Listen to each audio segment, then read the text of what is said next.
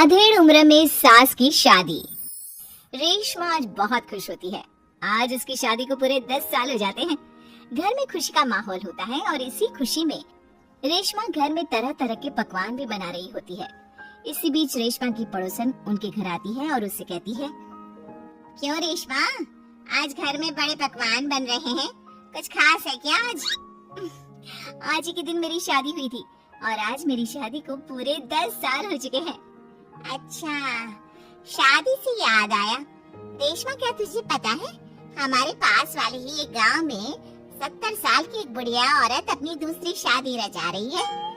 क्या 70 साल की बुढ़िया औरत की दूसरी शादी? अरे जिस उम्र में लोग पूजा पाठ करते हैं वो बूढ़ी औरत रंगरलियां मना रही है। इतना ही नहीं, सुनने में तो ये भी आ रहा है कि उस बूढ़ी औरत के 2 बेटे, बहू और 4 पोते पोतियां भी हैं। तौबा तौबा, सच में जमाना बहुत खराब आ चुका है। कोई शर्म लिहाज नाम की चीज तो बची ही नहीं इस दुनिया में। हमारे परिवार के तो ऐसे संस्कार नहीं है। रेशमा, जमाना बहुत आगे निकल गया है। आजकल क्या बच्चे और क्या बूढ़े, सभी पर एक जैसी जवानी छा रही है। हमारे लिए तो ऐसा सोचना भी पाप है। वैसे कब है उस बूढ़ी औरत की शादी? आपको कोई जानकारी है क्या? मुझे क्या, पूरे गांव वालों को पता है इस शादी के बारे में। कल ही तो है। अरे वाह, कल तो योगेश के पापा भी छुट्टी पर हैं। एक काम करते हैं, हम भी चलते हैं इस बूढ़ी औरत की शादी में। आखिर देखे तो सही कि कौन है वो बेशर्म बूढ़ी औरत जो पोता पोती खिलाने की उम्र में प्यार के फूल खिला रही है।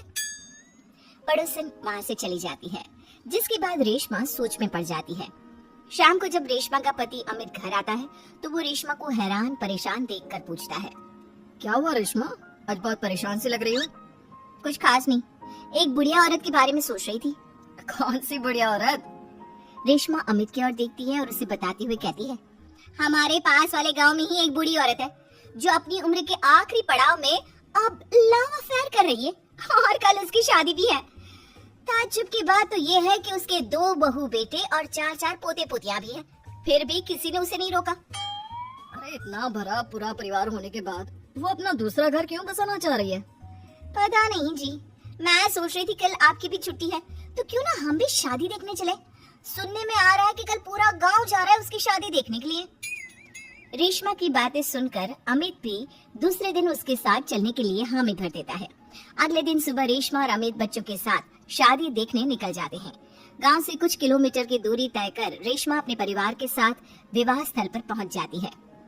यहाँ की साज सजावट कितनी अच्छी लग रही है ना, ऐसा लग रहा है मानो किसी नई नवेली दुल्हन की शादी हो। देखकर तो ऐसा ही लग रहा है, लेकिन वो बूढ़ी औरत है कहाँ पर जिसके इतने किस्से सुनने को मिल रहे हैं? अमित के इतना बोलने की देर होती है और एक अधेड़ उम्र की बुढ़िया औरत दुल्हन के लिबास में सज संवर कर मंडप पर पहुंच जाती है, जिसे देख रेशमा और अमित के पैरों तले मानो जमीन ही खिसक जाती है। मम्मी जी, यहाँ दुल्हन के लिबास में ये सब क्या हो रहा है? अमित, मम्मी, दादी की शादी, वाह मजा आएगा। मम्मी शादी कर रही है और हमें बताना भी जरूरी नहीं समझा? क्या अब हम उनके लिए इतने गैर हो गए हैं? कुछ भी हो, मैं मम्मी जी की ये शादी तो बिल्कुल नहीं होने दूंगी। रेशमा अपनी सास सुशीला की तरफ जाती है। सुशीला अपनी बहू को देखकर सकते में पड़ जाती है। रेशमा, तू यहाँ क्या कर रही है? मेरी छोड़िए मम्मी जी, और आप अपना बताइए, आप यहाँ दुल्हन के लिबास में क्या कर रही हैं? आप इस उम्र में शादी कर रही हैं? जानती है समाज कितनी थू थू करेगा हम पर। समाज के डर से जीना नहीं छोड़ देते बहू। मैं अपनी इस नई जिंदगी से बहुत खुश हूँ और खुशी खुशी अपनी मर्जी से ये शादी करना चाहती हूँ। अगर इस समाज में जीना है तो सब देख कर चलना पड़ता है मम्मी जी। आप तो यहाँ शादी कर लोगी, लेकिन कभी सोचा फिर हम सबका जीना कितना मुश्किल हो जाएगा? मैं आपकी शादी बिल्कुल नहीं होने दूंगी। सुशीला अपने बेटे के पास जाती है और उसे समझाने की कोशिश करती है। बेटा, अब तू ही कुछ समझाना बहू को। इस शादी को लेकर मेरे भी वही अरमान है जो हर लड़की के उसकी शादी पर होते हैं। बेटा, मैं क्या समझाऊं माँ उसे? आप इस उम्र में शादी करने जा रही थी और आपने हमें बताना भी जरूरी नहीं समझा? क्योंकि मैं जानती थी कि तुम लोग कभी मेरी शादी से खुश नहीं होंगे, इसलिए मैंने तुम लोगों को कुछ नहीं बताया। मम्मी जी, ये सब सोचने से पहले कभी आपको हमारी इज्जत का ख्याल नहीं आया? आज आपकी इस हरकत के कारण ही हम समाज में कहीं मुंह दिखाने के लायक नहीं रहे। बहू, कब तक तुम यूं ही समाज समाज के बारे में सोचती रहोगी? ये लोग आज 100 तरह की बातें बनाएंगे और कल को सब भूल जाएंगे। क्या इनके डर से मैं जीना छोड़ दूं? कल तो सभी को मर जाना है, उसमें भी अगर हम ऐसे ही डर डर कर जीते रहे तो कभी खुश नहीं रह पाएंगे। मम्मी जी, बातें बनाना कोई आपसे सीखे।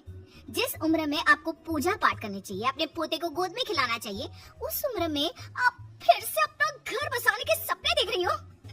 यकीन नहीं होता मम्मी, आप इतनी स्वार्थी कैसे हो सकती हो? स्वार्थी बहू, मैंने अपना पूरा जीवन बाकी सबकी खुशियों के लिए बिता दिया। अमित के पिताजी की मौत के बाद जब मेरे पास दूसरा घर बसाने का मौका था, तब भी मैंने अपने बारे में नहीं सोचा, अपने बच्चों के बारे में सोचा। और आज तुम मुझे स्वार्थी बोल रही हो। क्या एक बुरी औरत के पास दिल नहीं होता? हमें प्यार करने का अधिकार नहीं होता? सुशीला की बातों ने सभी को सोच विचार करने पर मजबूर कर दिया। किंतु रेशमा, हर किसी को अपना जीवन जीने का अधिकार होता है मम्मी जी, लेकिन आपके साथ 3 और जिंदगियां भी जुड़ी हुई हैं। हम आपके कारण बदनामी का घूंट नहीं पी सकते मम्मी जी। आज तुम दोनों को अचानक मेरी और इस समाज की इतनी परवाह क्यों हो रही है?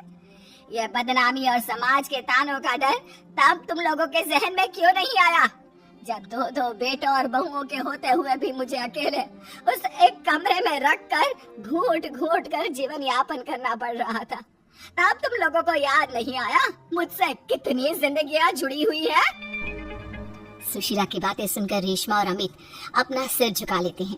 उन्हें अपने से हुई गलती का एहसास हो जाता है, लेकिन अब भी कहीं ना कहीं उनके दिमाग में लोग क्या कहेंगे ही चल रहा था, जिसके डर से वे खामोश होकर खड़े रहते हैं। तभी सुशीला जी आगे कहती हैं, ठीक है, अगर तुम लोग नहीं चाहते कि मैं फिर से विवाह करूं और अपने नए जीवन की शुरुआत करूं, तो मैं ये शादी नहीं करूंगी और साथ ही ये घर छोड़कर भी चली जाऊंगी। फिर ना तुम लोगों की कोई बदनामी होगी और ना ही कोई तुम्हें आकर ताने मारेगा।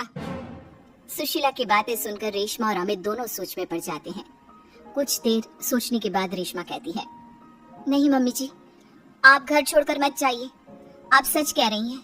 अगर हम ऐसे ही समाज की परवाह करते रहे तो हम कभी खुशी खुशी नहीं जी पाएंगे। हाँ माँ, और आज बचपन से तेरे हर निवाले और प्यार का कर्ज मैं चुकाऊंगा। आज यहाँ से मेरी माँ की डोली उठेगी। बजाओ शहनाई, आज मेरी माँ की शादी है। फिर क्या, अपने बहू बेटों की रजामंदी के साथ सुशीला खुशी खुशी 7 फेरे लेकर नई नवेली दुल्हन बन जाती है और सब शादी की खुशियों में मगन हो जाते हैं।